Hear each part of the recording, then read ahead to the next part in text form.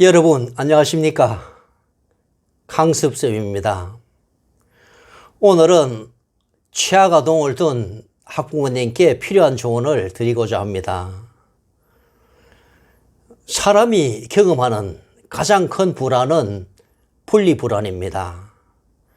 어린아이가 젖을 뗄 때 부모를 떠나 어린이집이나 유치원에 갈 때 부모님과 떨어지기 싫어서 울면서 떼를 쓰는 경우를 매일 보아왔습니다. 그런 아이를 억지로 떼어놓고 돌아서는 어머니 마음도 너무 힘들었죠. 유치원을 졸업하고 규모가 훨씬 큰 초등학교 진학을 한 학생들은 엄청난 두려움과 곤란을 느낄 수밖에 없습니다. 낯선 주변 환경에 적응하는 것도 쉽지 않지만 특히 그 주변에 많은 친구들과의 관계 설정에 어려움을 느낍니다. 우리나라 학제상 초등학교는 1학년부터 6학년까지 한 공간에서 생활합니다.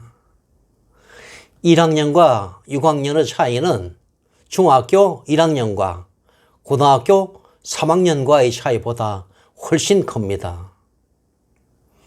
저학년 학생들이 두려움을 느끼는 것은 지극히 당연합니다. 한 가정 내에서 형제들이 많았던 시절에는 형이나 언니를 따라서 등교를 하면서 자연스럽게 학교에 적응을 했지만 지금은 사정이 너무나도 달라졌습니다. 한 가정 한 자녀가 허다합니다. 상급 학년이 될 때까지 혈혈단신으로 학교 생활에 적응해야 합니다. 수많은 낯선 사람 속에 혼자 던져지면 어른도 적응이 쉽지 않은데 어린아이는 오죽하겠습니까? 나는 오래전부터 초등 1, 2학년생의 초등학교 취학을 유보할 것을 제안하였습니다. 등하교 시 반드시 부모의 동반이 필요한 초등 1, 2학년생은 어린이집과 유치원 과정을 통합하여 넓음 과정으로 운영해야 한다고 제안하였습니다. 어린이집 과정, 유치원 과정, 초등 1, 2학년 과정을 통합하는 마을 학교를 집 주변에 설치하여 부모들이 안심하고 쉽게 자녀를 맡길 수 있도록 하자는 것입니다. 초등 1, 2학년 과정을 거치면 비로소 초등학교로 진학하자는 구상이죠. 초등 3학년 정도가 되면 어느 정도 자발적인 등교가 가능하기 때문에 등교 시 부모의 수고를 덜 수 있고 학교 부적응 문제도 충분히 해소될 수 있다고 보여집니다.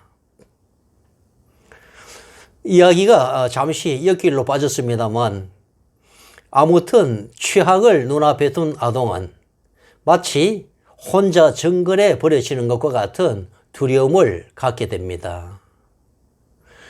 부모 곁을 떠나 자녀 혼자서 학교 생활을 해야 하는 것은 어쩔 수 없는 현실입니다.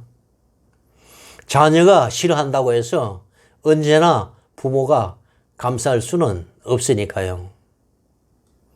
그러면 아이를 위해서 부모가 할 수 있는 최선은 무엇일까요? 부모가 늘 자녀 곁에 있다는 안도감을 심어주는 것이 아이의 불안을 줄이는 최선의 방법입니다. 가정을 떠나 두려운 마음으로 학교로 향하지만 교문을 들었을 때까지 내 등 뒤에 쏟아지는 따뜻한 부모의 시선을 느낄 수 있고 하교하여 귀가하면 반가이 맞아주는 부모가 있을 때 아이들은 불안을 극복하고 학교 생활에 잘 적응할 수 있습니다. 그런데 우리 현실은 어떻습니까? 먹고 살기가 어렵다는 이유로 부모가 맞벌이 일선에 나서야 하기 때문에 어린 아이는 남의 손에 맡겨집니다. 젖을 떼자마자 부모 품을 떠난 아이는 늦은 저녁 시간이 되어서야 부모 품으로 돌아오지만 이미 지칠 대로 지친 부모는 그들에게 사랑을 줄 여유가 없습니다.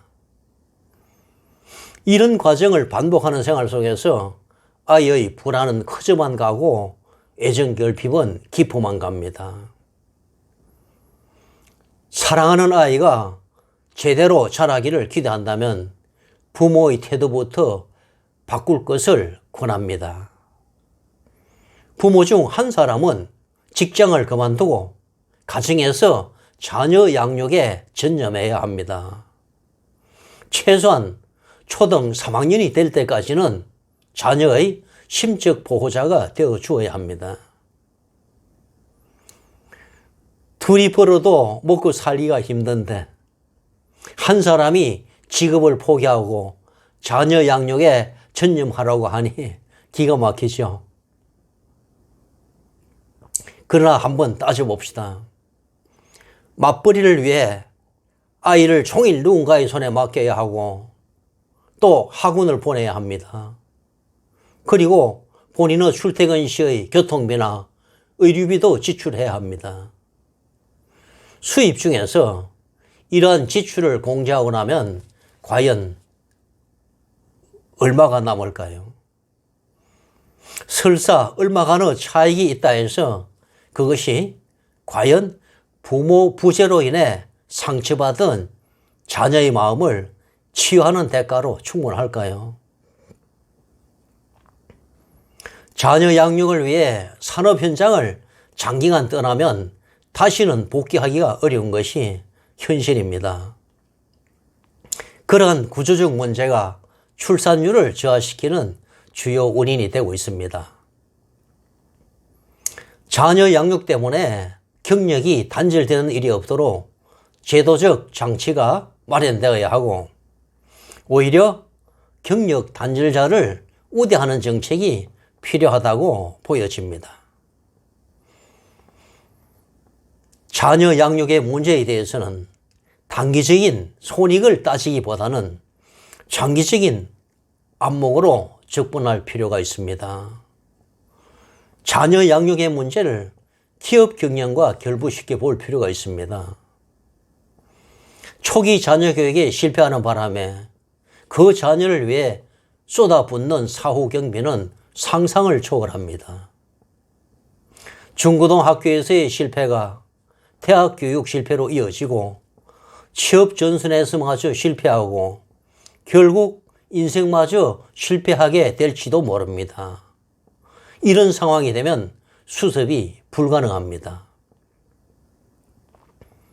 반면에 자녀 교육에 5년여의 시간을 투자하여 초기 교육이 성공하면 중고등학교에서도 성공적인 성과를 기대할 수 있고 이를 바탕으로 우다는 대학에 진학하여 좋은 직장을 갖게 되고 성공적인 인생을 살게 될 가능성이 높습니다. 새들은 모이를 먹고 살고 짐승은 사료를 먹어야 성장합니다. 그러나 우리 자녀들은 사랑을 먹고 성장합니다. 나의 사랑하는 아이가 한 번 사는 인생 후회 없이 살아가기를 원한다면 지금 당장 아이에게 무한한 사랑을 투자하십시오. 아이에 대한 투자는 무한한 잠재 가능성을 지닌 훌륭한 투자입니다. 감사합니다.